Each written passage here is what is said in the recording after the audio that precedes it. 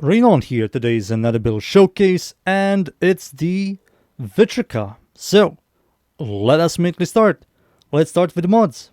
So, the mods I'm using on my Vitrica, I'm using Prime Pressure Point for melee damage, Given Steel for critical chance, Given Elementalist for status damage. Both of them have the exact same system, so after 4 kills they're going to give you something. This gives you 120% status chance, and this gives you 120% critical damage.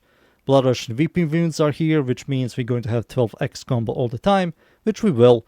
Blood Rush will give you then 440% critical chance, and this is going to give you 440% status chance.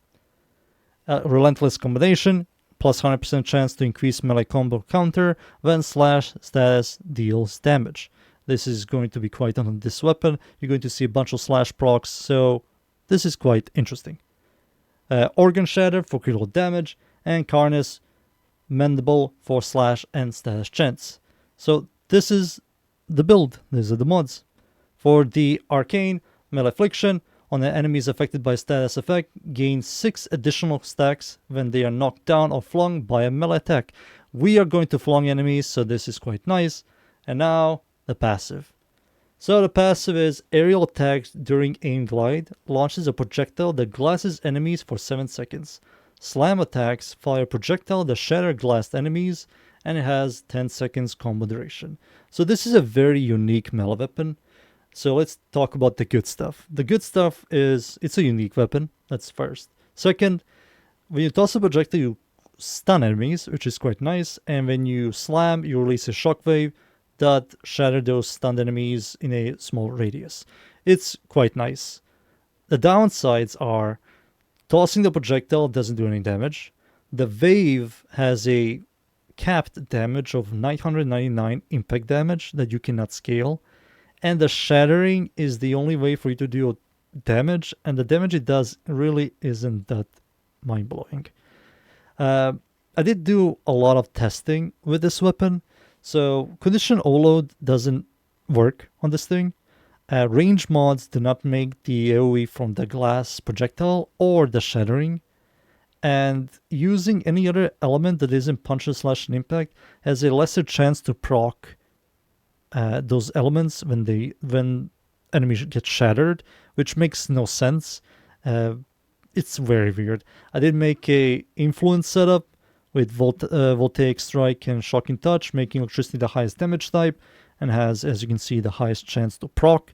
Plus these two, the percentage is going to be much, much higher, and it's not that consistent.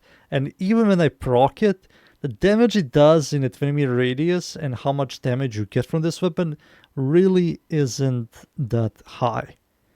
I did test this thing with Melee Duplicate. Melee Duplicate, when you do yellow crits, it will proc another layer of damage. It will do like double damage. It's like a multi-shot system for melee weapons, but you have to kind of nerf your Blood Rush and use like a level 4 or level 5 Blood Rush, so you can see consistent yellow crits, allowing you to have a consistent proccing on Melee Duplicate. But believe me, Melee Affliction is quite nice. So when you shatter enemies with the Shockwave from the Slam, you are going to flung enemies, which will proc 6 additional stacks, which could be slash procs. And slash are the highest damage type, and we do have this mod here that gives you slash to make it even higher. And yeah, that's it. It's a very interesting weapon. Feels like a prototype. And this weapon, I think, came out before Deviri. When Deviri came out, they released a katana called the Siam. The Siam heavy attacks release shockwaves, and the shockwaves do good damage and also can be scaled. But the shockwave from this weapon doesn't scale, which just is a massive shame. And yeah, I think I'm done here. For the stats, the attack speed is horrible. You technically can do primary, secondary dexterity, remove this, and add like attack speed mod to make the tossing the projectile and the slam quicker. Or use it, of course, attack speed Warframe that gives you like attack speed buff. The range doesn't do anything for this setup. Combo duration is 10 seconds. Follow through doesn't do anything. Critical chance, critical damage, increased damage is by far the best in slot, and you can remove Carnage Mendable for it if you have a Riven for this. But believe me, it's not worth it. The weapon isn't really that like powerful. Cruel chance is good, crit multi is good, stash chance is good, and total damage is good. Overall, the stats on this guy is, I think the follow through and the attack speed are like the worst thing about it, and also heavy blades are not good when it comes to stances anymore. And on top of that, this build doesn't focus on regularly attacking. You're going to constantly see me in the air, tossing projectiles and releasing shockwaves. So that's it. So those are the stats, the passive, the mods, the arcane, and I think it's time for me to show you this weapon in game. So I'm going to use this weapon, of course. Ember is here for survivability. I'm not going to use any Sentinel Dog or Cat, no primary or secondary, just this weapon and Ember. That's it. So let's start. And we are finally in. I'm up against the Corrupted Enemies, the Void, Steel Path, of course. It's a survival. I'm going to show you this weapon in here. And the way this weapon works is you jump into the air, you press right click to aim glide, then you press E to toss a projectile. As you can see here, these enemies are glass, they're stunned. And then after you stun them, press the look down, let go of your right click to start with aim gliding, to slam to release a shockwave, which will proc the glass system and you will shatter them. And when you shatter these enemies, they do get flung, which means they will proc additional status thanks to melee affliction. Boop. Now my combo is 12x.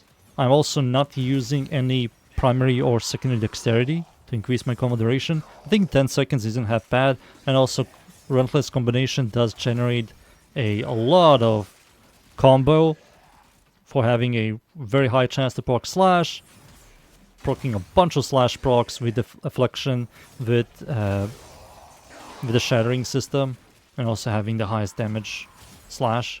So yeah, we're going to get to 12x quite fast. Even if you lose it, you're going to get it very fast. And also, if enemies are affected by a slash proc, it will just going to prolong your duration of combo. Alright, slam, boom. So, does this work against the Acolytes? No. Does this work against the Eximus units? No. It only works on non-overguard adaptation enemies, which is a massive shame.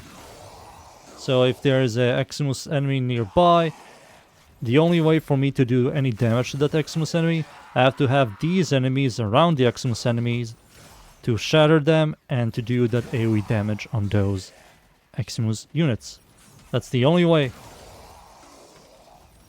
You can also, of course, try out the influence setup. I think I showed you guys on the build video. It also works. It's just the damage isn't really that mind-blowing. I think this is much better for single target DPSing than the influence one. But the influence one, of course, it's a much better for clearing. Maybe you guys won't enjoy the whole system. You have to jump into the air, aim glide, toss a projectile, then slam. I can see that being ridiculous for some people. But yeah, it is ridiculous. It is ridiculous. I just don't understand why did you make a cap damage on the wave, this wave here. Building this thing for heavy is a massive bait. Do not go heavy. You will not increase the damage. You cannot scale the wave at all. The wave is a catalyst designed to just shatter enemies. That's it. That's what the wave does. Go. Boop. Boop. Boop. It's unique. It's just unique. That's it. Huh, I wonder if I can glass War. I think War is a boss, mini-boss style enemy. Boss, mini-boss. Let's see. Boop. Boop.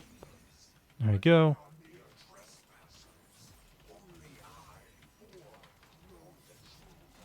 There we go. My Vor is going to yap. I wonder if the Acolyte is going to spawn. Come on, Acolyte boy. Come on. Yoink.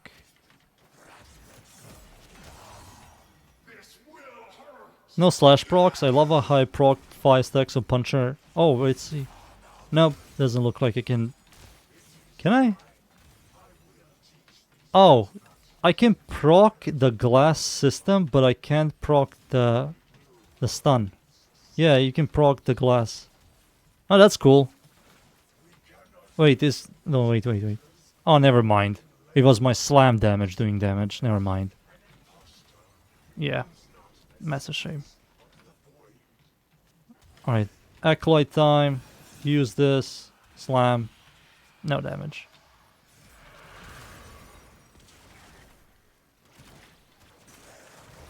I nearly died.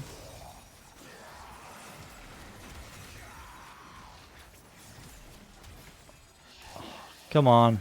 Where's the Acolyte? Yep, you can glass it. And I'm not doing any damage. So if you're fighting Acolyte on something like War, you're not going to do any damage. That's the explosion from all the units around doing damage to the Acolyte. Yeah. I think that's it. I think I've shown the weapon more than enough. It's time for me to leave, and I'll be right back. The Vitrica is very interesting, very unique. I think visually it looks very, very cool, but it isn't good. It just doesn't fit the game. The style is very clunky, janky.